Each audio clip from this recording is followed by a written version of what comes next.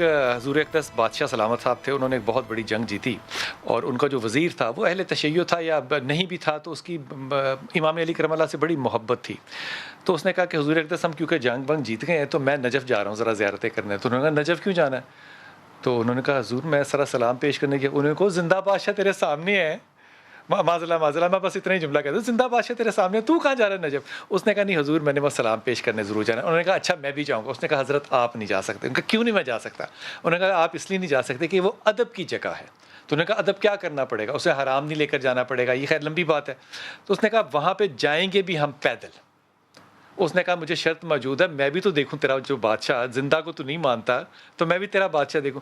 اب یہ وہاں نجف جب پہنچنے لگے تو شہر میں داخل ہونے لگے تو بادشاہ سلامت نے کہا کہ یار دیکھو بات سنو، یہاں پہ ہم قرآن سے مشورہ لے لیتے ہیں کہ قرآن ہمیں کیا ہدایت دیتا ہے کہ ہم اس شہر میں کیسے داخل ہوں.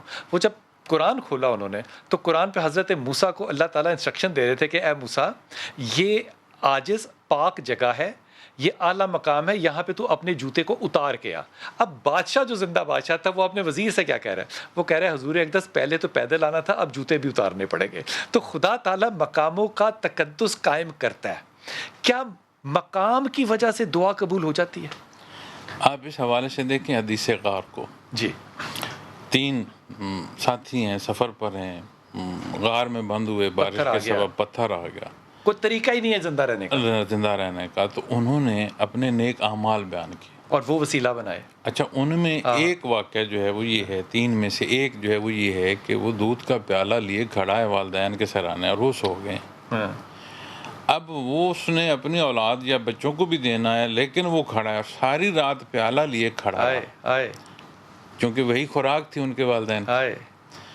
اس نے اللہ کے حضور اس عمل کا واسطہ دیا. وسیلے کے حوالے سے بھی بات سمجھ آ رہی ہے کہ جائز حد تک. پھر شرف قبولیت کے لیے اعمال یہ بھی سمجھ آ رہی ہے. والدین، پھر والدین، یہ تیسرا پہلو، والدین کا مقام کس درجے کا ہے، یہ سارے پہلو نظر آ رہے ہیں. تو سمجھ جو آتی ہے وہ یہ آتی ہے کہ کردار بڑا بنیادی حیثیت رکھتا ہے انسانی زندگی میں. اب تھوڑی دیر پہلے سوال تھا کہ ہمیں کیسے پتہ چلے کہ دعا قبول ہوگی. اور ایک چیز ہے کہ وہ نظر آ رہی ہے، اور ایک چیز جیسے آپ کہتے ہیں کہ غیر مری ہے اور ایک چیز مری ہے نظر آ رہی. تو فزیکل پتھر ہل رہا ہے، اس نے جگہ چھوڑ دی. تو بات مانگنے کے اس یقین کی ہے، اس حضوری کی کیفیت کی ہے، اس میں ادب ہے اور اس میں تعلق ہے، ہاں اس کردار کی ہے. جب وہ دیکھیں نا پیالہ لیے کھڑا ہے، صبح ہو گئی، کس لیے کھڑا ہے کہ میرے ماں باپ ضعیف ہیں. اس عمل کو اس درجے کی شرف قبولیت کہ دعا میں اسے وہ چیز ظاہراً پتھر ہل رہا ہے، اس نے جگہ چھوڑ دی. واہ. کیا ہم نے پلٹ کر دیکھا کہ میں کیا کر رہا ہوں یا میرے اعمال کیسے ہیں.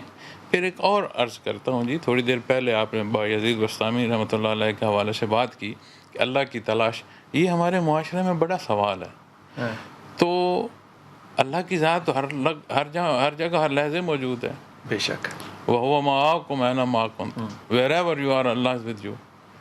تو ہمیں تو اپنی آنکھوں کا علاج کرانے کی ضرورت ہے.